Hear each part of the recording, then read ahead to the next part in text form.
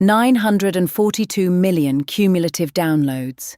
That number belongs not to OpenAI, not to Google, not to Meta. It belongs to Qwen, an open-source AI model built by Alibaba Cloud in Hangzhou, China. And most people outside the machine learning community have never heard of it. By mid-2025, Alibaba's Qwen family of models had captured more than 50% market share among open-source AI deployments globally, according to data aggregated from Hugging Face download statistics and independent tracking by consulting firms like SemiAnalysis. That figure alone should reframe every conversation happening in Washington, Brussels, and Silicon Valley about who is actually winning the artificial intelligence race. Because right now, the most widely adopted foundation model on Earth isn't American. It's Chinese, it's free, and it performs at levels that rival the most expensive closed-source systems money can buy. This is not a national security story in the traditional sense, but it might be the most consequential technology shift unfolding in plain sight. Qwen, short for Tongyi Qianwen, which roughly translates to seeking answers from 1,000 questions, is a family of large language models developed by Alibaba's Cloud Intelligence division. The project launched publicly in August 2023 with Qwen 1.0 and has iterated at a pace that has stunned the industry. Qwen 2.0 arrived in June 2024. Qwen 2.5 followed in September 2024. Qwen 3 landed in late April 2025, introducing a hybrid thinking architecture that lets the model switch between deep reasoning and fast responses. By mid-2025, Qwen 3.5 represented the latest refinement, and by multiple independent benchmarks, it had reached performance parity with GPT-4o and Claude 3.5 Sonnet across coding, mathematics, and multilingual reasoning tasks. The critical difference: Qwen is open weight. Anyone can download it, modify it, and deploy it without paying Alibaba a cent for the model itself. API access through Alibaba Cloud costs roughly 1/10 the per-token price of equivalent calls to OpenAI or Anthropic. Let's talk benchmarks, because this is where the story gets uncomfortable for incumbents. On the MMLU benchmark, a standard measure of broad knowledge, Qwen 3.5 scores in the high 80s, within 2 points of GPT-4o. On Human Evil, which tests code generation, the gap narrows further. On the math benchmark, Qwen 3's reasoning mode reportedly matches or exceeds OpenAI's O1 Mini. But raw benchmarks are only part of the picture. The download figures tell a market adoption story. According to Hugging Face statistics tracked through June 2025, Qwen family models had accumulated over 942 million total downloads across all variants. That includes the flagship language models, the Qwen VL vision language models, and the Qwen audio multimodal system. For context, Meta's Llama 3 family, previously the dominant open-source suite, sat at roughly 600 million cumulative downloads over a comparable period. Qwen didn't just overtake Llama, it lapped it. More than 50% of new open-source model deployments tracked through developer surveys and API gateway logs were running Qwen variants by early 2025. The adoption isn't ideological, it's economic and practical. Developers building products, particularly startups in Southeast Asia, Latin America, India, and Eastern Europe, face a brutal cost calculus. Using GPT-4o at scale can run $15 per million output tokens. Claude 3.5 Sonnet sits in a similar range. Qwen, self-hosted on commodity hardware or accessed through Alibaba's API, drops that cost to roughly $1 to $2 per million tokens. For a startup processing millions of customer queries daily, that's not a marginal savings. It's the difference between viability and bankruptcy. One developer on Reddit's r/local Llama forum put it bluntly in a May 2025 post. Qwen 3 is the first open model where I stop checking if GPT-4 does it better. It just doesn't matter anymore for 90% of my use cases. The permissive Apache 2.0 licensing on most Qwen variants removes legal friction.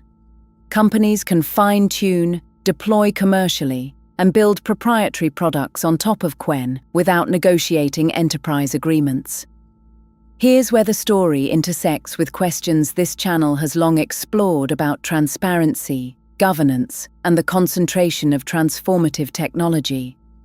The United States has spent 3 years restricting China's access to advanced semiconductors, the NVIDIA A100 and H100 bans, the October 2022 and October 2023 BIS rules, the expanded controls of 2024. The operating theory was that choking hardware access would slow Chinese AI development. It hasn't worked, or more precisely, it hasn't worked in the way policymakers assumed. Alibaba trained Qwen 3 using what analysts at SemiAnalysis describe as aggressive efficiency optimizations, mixture of experts' architectures, novel training curricula, and distillation techniques that extract more capability from fewer compute cycles. The chip restrictions may have actually accelerated Chinese innovation in training efficiency. Meanwhile, the strategic consequence is stark. Dozens of countries with no domestic AI capability and no budget for open AI enterprise contracts are building their national AI infrastructure on Chinese open-source models. Not because of geopolitical alignment, because it's free. The response from American AI labs has been telling. In Anthropic's May 2025 briefings to policymakers, CEO Dario Amodei reportedly acknowledged that open-source models had reached frontier-adjacent performance, a notable shift from his 2024 position, emphasizing the safety advantages of closed development. OpenAI's pivot to releasing GPT-4o Mini and exploring more open licensing for smaller models is, according to multiple industry analysts, a direct competitive response to Qwen's market erosion.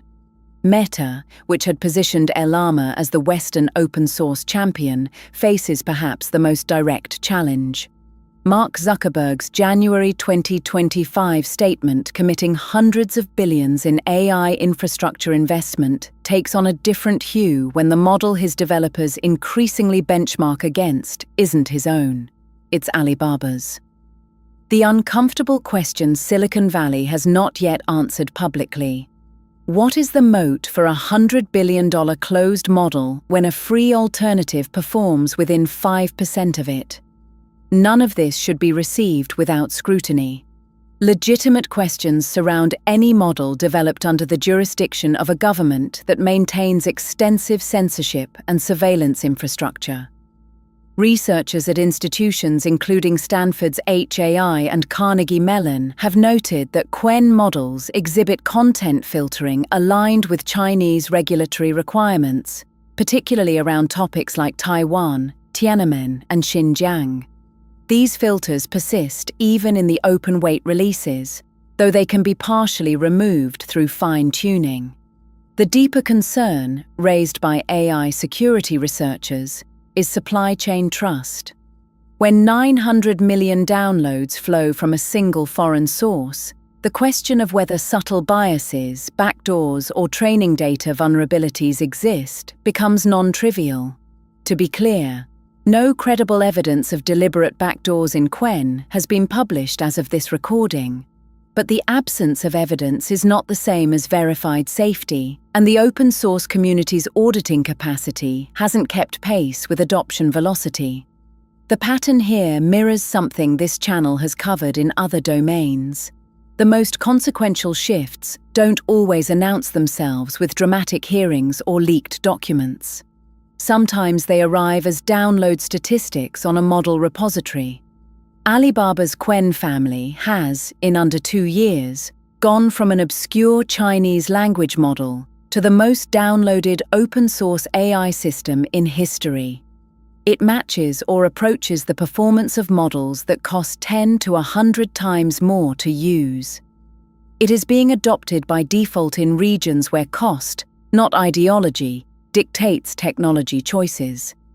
And it has done so despite, or perhaps because of, the very export controls designed to maintain American AI dominance. The competitive landscape hasn't shifted, it has fractured. The question now is whether the institutions shaping AI governance, in Washington, in Brussels, in the boardrooms of frontier labs, are making policy for the world as it actually is, or the world as they wish it to be. The data suggests the answer, 942 million times over.